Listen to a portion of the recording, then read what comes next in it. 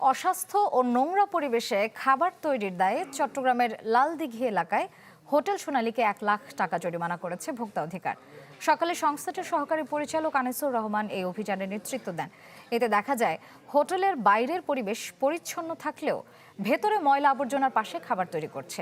এজন্য হোটেলটিকে সতর্কতামূলক 1 লাখ টাকা জরিমানা করা হয়। যদিও হোটেল মালিকের দাবি পরিচ্ছন্নতা কর্মী না আসায় আবর্জনা পরিষ্কার করা হয়নি।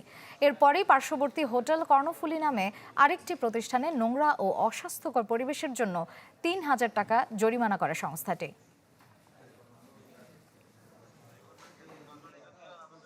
এন্টার করার সময় যে পরিবেশটা দেখলাম খুবই চমৎকার একটা পরিবেশ। আমরা এক্সপেক্ট করেছিলাম উনি যেখানে খাবার সার্ভ করেন সেখানকার মতো পরিবেশ হবে যেখানে খাবার প্রক্রিয়াজাত করছেন আর কি। কিন্তু দুঃখজনক বিষয় হচ্ছে চিত্রটা ঠিক বিপরীত।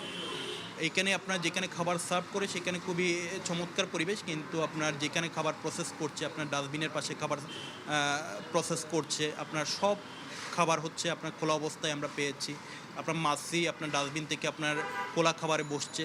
তো চরম মাত্রার অস্বাস্থ্যকর পরিবেশে ওনারা আসলে খাবার প্রক্রিয়াজাত করছেন আর কি, যেটা খুবই দুঃখজনক বিষয়। কালকে রাত্রে আমাদের এখানে কিন্তু সন্ধ্যার পরেই ময়লা ফেলানো হয়, তো আমরা কালকে ময়লা ফেলতে পারিনি।